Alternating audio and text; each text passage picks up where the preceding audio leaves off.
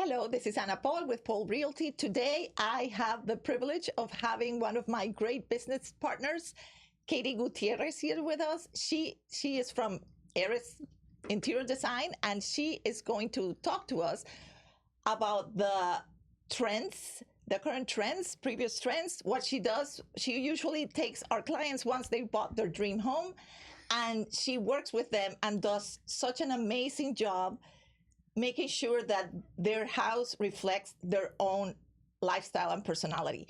So here, please welcome Katie. Thank you so much for joining us today. I'm so happy to have you here with us. Thank you. I'm sure our followers are going to enjoy learning. The fun we're about to have. Oh my God, yes, yes. She is amazing.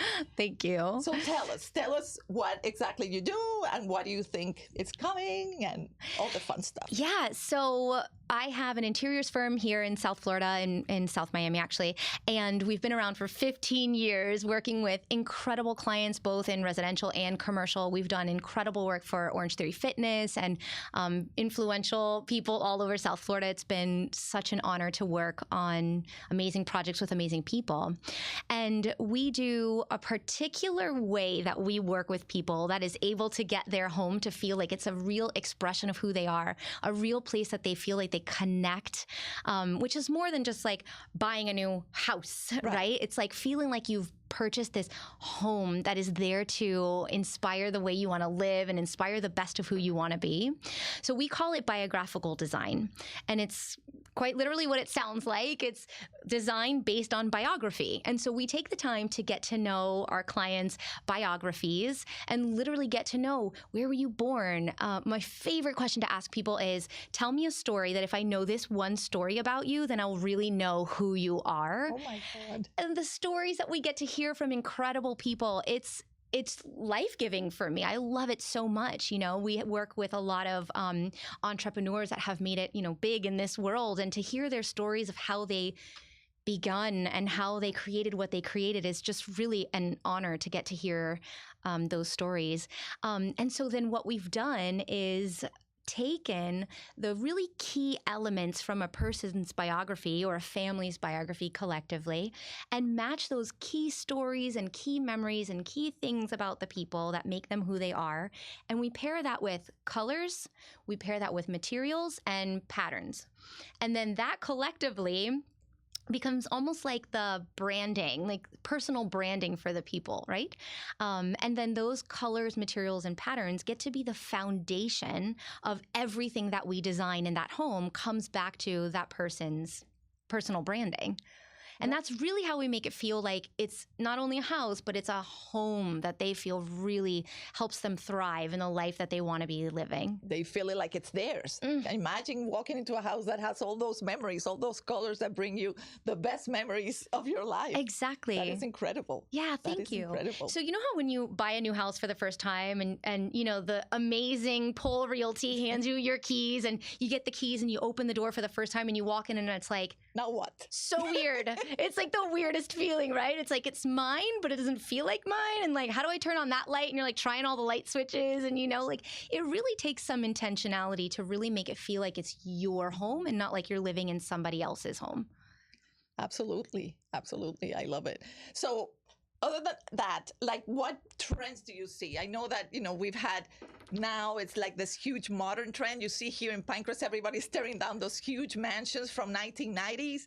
And now they're building this gorgeous new modern home. So what do you see the trends in interior design? Because the house itself doesn't do much without all the interior design. It's true. And it's such a very important thing to talk about because with our clients, what we hear all the time is that they feel like they have this modern home and then it feels cold at the end of the day, right? Because we have these soaring high ceilings, we have big, large white walls, great big windows, which all sound great. And then there's a little bit of oh, but it feels cold and it doesn't feel cozy and warm. And there's something really interesting that's happening right now that we're seeing this modernist trend start to be falling by the wayside because people are realizing when they move in and they live there for a while that there is a little bit of that cold feeling, that there's the lack of cozy. Right. And so we're called in very often to, I don't want to say fix, I want to say like enhance these spaces so that they're warmed up. Right. And so there's a careful consideration that has to happen with that, right? Like, for example, a lot of our clients are feeling like, oh, they love these big open windows, right? That are like floor to ceiling, wall to wall windows, which are the light. Exactly. Yes. The light is great. Yes. And they're like, but how do we cover it? Because all the cars driving by, right? So there seems to be just this little bit of friction that's happening in the modernist world. Right. That's about that. It's like, we love the idea of it, but then actually living in it, there's a lot of complexities that are causing friction with lifestyle. And so we come in and we do a lot of things like being really careful with how we treat windows, right? We still want the lots of light to come into the room, beautiful quality to have natural light coming in, and how do we have privacy at the same time? So treating windows is very important in the work that we're doing. And also these large, big, expansive walls, right? Like, how do you treat a wall that's 2 stories high, gigantic, and white, right? There's a lot of sort of you don't want it to feel naked. You don't want it to feel exactly, and it feels cold. And a big expanse of white. Often, sometimes, people are like, it's a little hurtful to the eyes even, right? And so it's like, how do we warm it up? And so what we're seeing now is that although the modernism and in architectural style is great and beautiful and lots of people love it, we're now seeing the people start to realize, okay, how do we scale it down, warm it up? And so we're starting to see that the cold, modernist, minimalist trend is at the tail end now, because people have started to evolve and come into this, like, I want it more cozy. And so that's a lot of what we're seeing now in terms of the trends in the market is how do we now warm up the modernist trend that is now kind of falling by the wayside, but that the houses are still there and still being built and still, being purchased. And so now it's about modern, but much more warm. So we're starting to see a lot more wood come into play. We're starting to see a lot more color come into play because people are starting to realize also that the all white thing leaves people a little bit feeling cold at the end of the day and a little lacking of expression in their life. People want to have color sometimes, right? Because I've never, I'm wearing sequins, right? I've never met a human being that after I had an experience with them felt like, you know what, if I had one word to describe that person, it would be beige. Right? Like, it's very rare that we meet a person that we would describe them as like beige, That's my favorite color. Yeah. So people are starting to realize now that they want a little bit more self-expression in their home. And they're like, okay, the white all beige thing is kind of lacking in that direction. Right. And also, I think at least we see it, I'm sure you see it too, the people, also the demographic in Miami is changing a little bit since the pandemic, that so many people came here. I mean, we had a huge influx of people, not only from the United States, but also from all over the world. I mean, the houses here in Florida, 47% of the people that buy are foreign nationals. So you have people, it's very global now. And we have not only Floridians, but also New Yorkers and Californians, Texans from everywhere. So that also probably, how do you see that trend of, the demographic being so different? So your clientele is going to be different too. And they probably bring some other ideas that is not like maybe so minimalistic. I love that you brought this up because it is such a huge part of the texture of Miami, right? I mean, that's one thing I love about Miami. I'm 3rd generation Miami born, so You are an endangered species. I know. I'm a unicorn. I get it. I went to the same high school as my mom. Her childhood home is like a couple blocks away from my childhood home. Like, I'm like really from Miami. So I've had the unique experience and perspective to see Miami change over generations, and in the last, I'll say 20 years, it has changed incredibly. A lot because of the influx of people that we have from all over the world, like you said. And that's what I think is so amazing about Miami is this vibrancy and, excuse me, the amount of differences that we have in people. And it brings such a unique texture to this city in particular that is unlike anywhere else. And how I'm seeing that influence interior design is that people now, more than ever before, have a more sophisticated and more educated eye for the things that they're buying. They are way more educated of a consumer, right? Because they're able to access world-class art, world-class music, world-class food, world-class you name it, right? They have access to it. They've seen it. They've been there. They have the t-shirt, you know? And so when it comes to interior design, now it's like, yeah, I've seen there, been there, done that. And what's the thing that can most uniquely represent who I am? And so, again, I don't mean to knock modernism by any means, but what we're seeing now is that people are starting to come here and realize that modernism is almost become cookie cutter, wherein there's so much of it now that it seems like it's no longer feeling like it's this bespoke, custom, tailored suit to this person, but that it's almost feels like, you know, when you move into a development and all the houses are the same, right? You know, there's this lack of expression that people feel sometimes when they move into places like that, that they then strive for and yearn for, right? And so that's what we're seeing with all the people coming from all over the world. It's like, okay, we want to move here now and still want this home to feel like it's me and a unique expression of who I am, and to be, like I said, bespoke and custom made to them. So we're seeing a lot of personalization coming in now more than we used to. We're seeing a lot of desire for unique things. You know, our clients are asking us like, I want things that nobody else has, you know? We custom made something for a client recently and they were like, you're not going to ever reproduce this, right? I'm like, no, promise. You know, trademarked, right? You break the mold once it's used. So cool. Yeah, because people want it to be unique to them. Yes, I have friends that have moved. I'm from Venezuela, you know, and, you know, a lot of people have fled.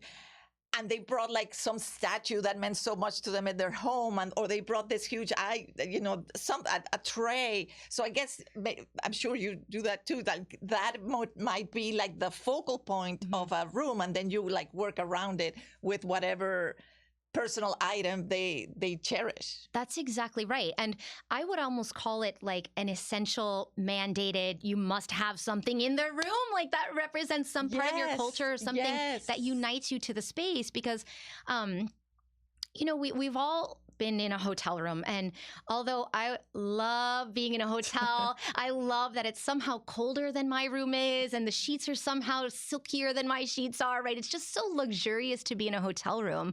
You have the daily maid service, and you know, you have like all the luxuries of being in a hotel, and yet there's still this thing that's like, but I can't wait to go home. Always. Right? Doesn't matter if you're like in a 5-star resort. Yeah, you want to be home. That's totally true. After a few days. Yeah. You enjoy it for a few days. Don't get me wrong. Right? Yeah. I remember this came to my awareness once. I was staying at the Plaza Hotel in New York City, which is like, you know, the faucet's literally gold. You know, it's like just so luxurious. And I remember being like, I love it here. And like, I miss my own bed. I miss, you know. Right. And I think that connection that a human being has with their nest. You know, at the end of the day, we're animals, right? Like, and we have nests. And the way that we're able to find that connection to our nest is through the connectivity, through the memories that we have, or the connection that we have to the things. You know, things matter. Of all the animal species in the world, we're the only one that makes art. We're the only ones that have things, that collect things, like, and it's an important part of the psyche of the human being and who we are and what makes us us, right? And so I think that it's imperative almost that someone doesn't create this hotel room in their house that they don't feel connection to, because then they're left with that yearning of like, I want to go home, but I am home, right? And there's that disconnect. And when there's that disconnect, like the feeling that you have in a hotel room, like it's nice and it's luxurious, but there's not a settling feeling, a grounded feeling. And that grounded feeling really, I promise you, comes by way of feeling connected to the things and the colors and the materials and the patterns, like I was mentioning earlier. So I think it's imperative for a person's psychological well-being. I hope this doesn't sound too dramatic, but I really believe this. Like I've seen it to be true. I've like have 15 years of proven, you know, case studies about it, that you get to have something from your, you know, where you were born as the tray on your coffee table, because that's when you sit down and go, I'm home. I'm home. Feel a little warm inside. Yes, yes. And do you work, for example, if somebody wants to do a room, they want to do just the living room. Yeah. Would you do something like that too? Like if they only want to do a room, not the whole house? Yeah. So my background and my business partner, who's my husband, our background is in architecture. We actually met in architecture school, and we used to work for architecture firms before we went into interiors. So we have the wherewithal and the knowledge and the expertise to do anything from ground up construction to one living room and selecting the pillow, with the fringe color or whatever is the thing.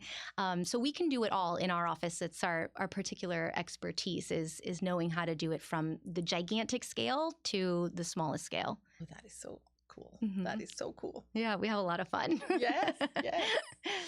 So, well, I don't know if you guys have any questions that you would like to leave here in the comments for Katie, and we will address them. Anything else that you would like to mention to us that about your business, about working with clients, or we know how you can reach her. That her Instagram is there, the company name. Yeah. And tell me anything else that you think you want to talk about. Yeah, I think that there's a lot of complexity that comes with interior design, right? And I know that a lot of people often are like, I just don't know how to do it. It feels like a puzzle, Yeah, you're like speaking for a friend. Yes, I know. yes, I know some questions, right?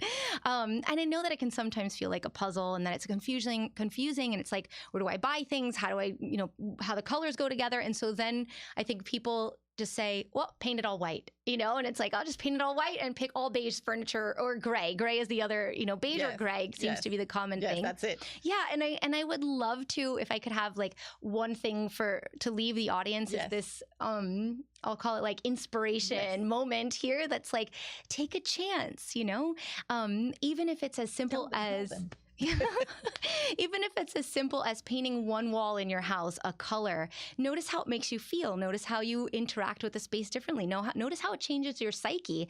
And if it's just paint, then what's the risk, right? There's a lot of reward with a little bit of risk. Yes. And so then it's worth it to play. It's worth it to experiment. And if you can't do it in your home, like where else in the world can you experiment and play with how you want to express yourself? And I think it's important to do so.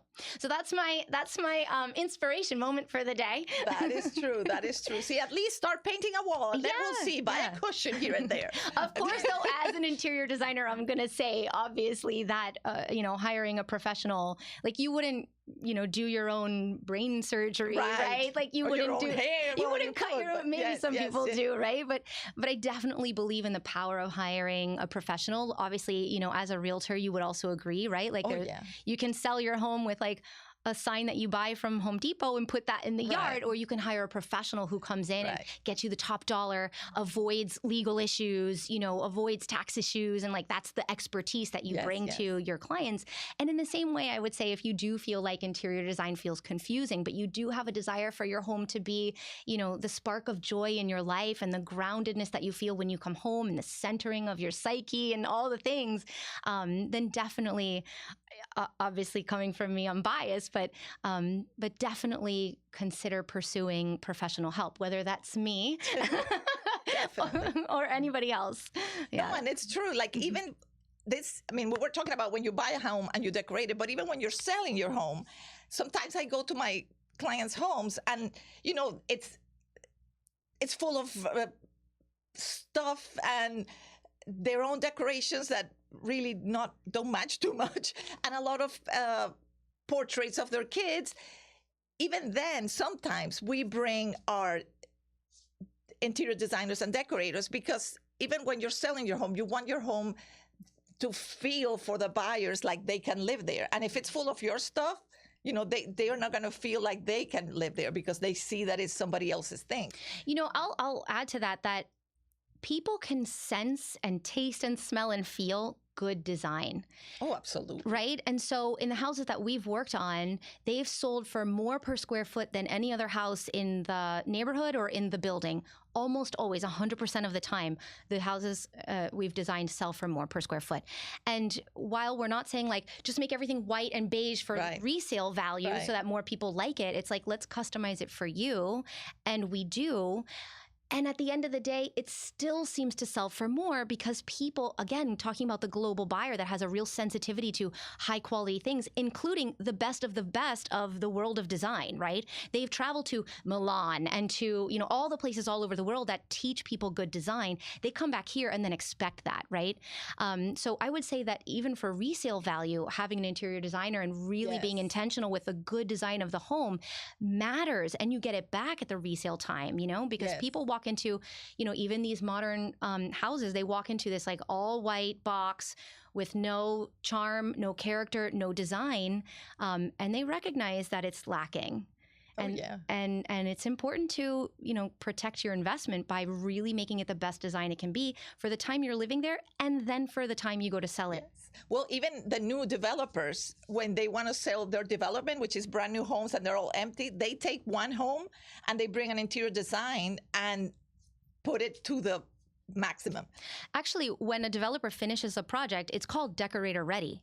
They leave it with that white primer all over the walls, and people move in and sometimes just move in and start putting their things in place without realizing this is intended to be designed by an interior designer, right? It's called decorator ready. Even the paint color is like decorator ready white, and people tend to leave it. And I think it's because people don't know what to do, right? I have a master's degree in this, right? Like this is how I was educated formally on the subject, and so how could any homeowner who's an accountant or a dentist or anybody know how to come in and pick colors and patterns and things and materials? Because it's a science that this goes with this. It's not only, let me see if it looks good. No, it's a science. It is. You have to measure and exactly. And there's also experience that goes in with how to even put it together. Like, how do you attach it to the wall? Does the wall need any kind of backing to support the weight of the thing, right? And so it's also this kind of experience and expertise that is helpful, to say the least, when it comes to designing a home. And so I guess I'm repeating myself now, but that's why when people buy, especially these modernist houses, it's so imperative that you have a designer come in so that it doesn't feel decorator ready. Right. Because then you feel like you're living in a hotel and not like you're living, I'm home. Yes. Yes, absolutely. I hope we've been like inspirational to the people today. My God, like, you're always inspirational. I think everybody watching right now is like, I want good design. Yes. It does make a difference. I mean, it does. Like I said, you go to one house, maybe the exact same house, and one house it just has, a couch and 2 tables, and that's it. And then you go to the other one, and you see all the care that they put into the little details that they have. Oh my God, it makes a difference. It makes a difference. It makes a difference. Yeah, it does. Like, imagine if you go to a party and there's, a birthday party, and there's like just a bowl of white rice on the table. Correct. What kind of you're gonna have a good time at that party?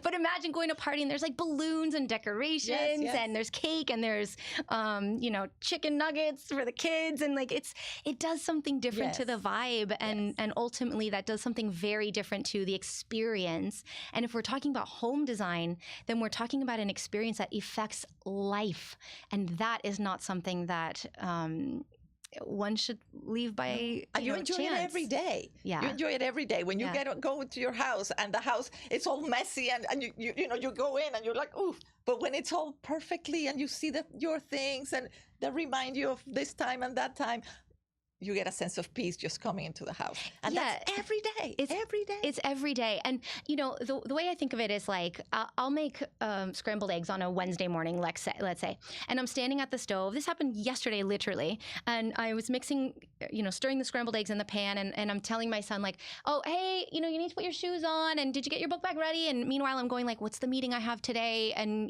I have to be there at 9, so I should leave by, okay. And, how good do those eggs come out? Like, they're edible, they're fine, but on a holiday, it is a whole different story. Level. It's a whole different story. The table is set with, a place setting for each person. You know how this goes, right? There's a placemat, there's a charger plate, and then the eggs that I make on a holiday, it's not even the same recipe. It's like an egg casserole and it has hash browns at the bottom. And there's like cheddar cheese on Extra top. special. And, and then my secret ingredient is I put a little mustard. You can write that down. Try a little bit of mustard in your scrambled eggs. It's so good. It's not even a different, it's a different recipe even, and the table is set for it and the experience is different. And it's not that my talent for egg making is different on Wednesday than it is on a holiday. It's that the intention I come to it with is different. And that's what I think, to leave the audience with something, again, like an inspirational moment with Katie. I feel like I should take my shoes off and put on a little sweater. Yes. But the inspiration I would hope to leave people with today is that you get to choose if your home is Wednesday morning eggs or if your home is holiday eggs. And really, it's a choice. It's a choice, and it takes intentionality. And so if you just move into your home and you put your things from the moving truck and you're living now, I would argue you're living in a sort of Wednesday morning eggs environment, which becomes a lot about what's the meeting I have, where the kids have to go, and that's robotic. That's it. Yeah.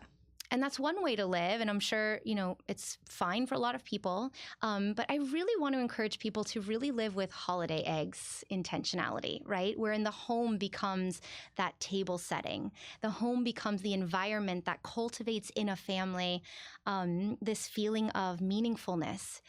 And I would imagine that anybody who wants to live a fruitful life has to be met with meaningfulness. Right? Any relationship, right? A relationship that has meaning is deeper, it feels better. A relationship that's devoid of that feels like Wednesday morning eggs is usually how you would describe a boss or a coworker that you don't really like that much, right? Just go with the flow, routine. Exactly. I think we're all adults here, right? Would you want to describe your sex life as meaningful and passionate, or do you want to describe it as basic, white and beige? Right? I know what I would pick, Right. So in the same way, just to close that point, in the same way, you get to be intentional about the landscape you're setting for your life in your home, and the home is the infrastructure for that to happen. And it takes intentionality. It doesn't happen by accident. You don't live in a house for 30 years and go, oh my God, look, it's designed well now. Right. Yes. No, absolutely. It doesn't happen by chance Exactly. either. So let me put these three things together and see if it works out. No, never. At least not to me. It's an art. Mm-hmm. And you go and have coffee every day and enjoy your coffee and you feel good having your coffee. The same you would enjoy your house every day, going into your house every day and having that feeling. That feeling of belonging, of I love the coffee reference because that's perfect. It's do you want a coffee that's drip coffee from your powder that you mix in your mug, or the Italian cappuccino with the perfect frothed milk, and there's a difference in how it affects your experience, and that experience, it affects, the underlying energetics that you have in your day. Of the rest of the day, absolutely. Mm-hmm. That's why those fancy coffee shops are so famous and so popular. Exactly. Because people just want to start their day in a good mood. Exactly. And that definitely makes you a good mood. And imagine being in a house completely beautifully decorated in your taste and with your things. It definitely has to make a difference in your day and everyday life. Exactly. Absolutely. I feel like everybody watching right now is yes,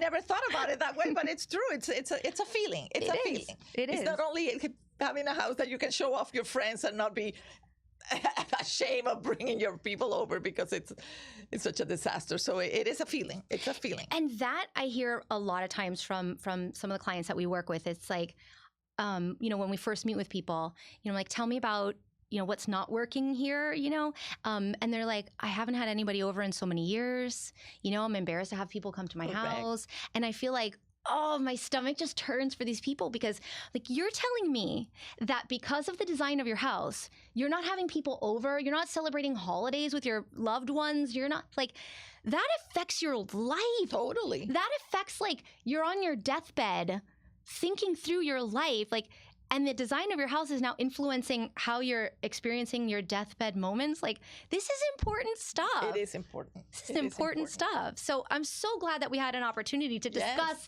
and empower and inspire. Yes, of course. And again, any questions you have, please leave it in our comments. Katie's available for any consultation you need. And also, if you're thinking of buying or selling, of course, call us, and we always work together, and we can assure you that you're going to be happy in your current home, in your new home, anything you need. Thank you for joining us. Thank you, Katie, for coming. I had a great time, and I learned a lot, and I'm very hyped also to have you over and look at my house and see what we can do. I'll be over in 10 minutes. Let's go. Let's go. Thank you so much. Thank you. Thank you.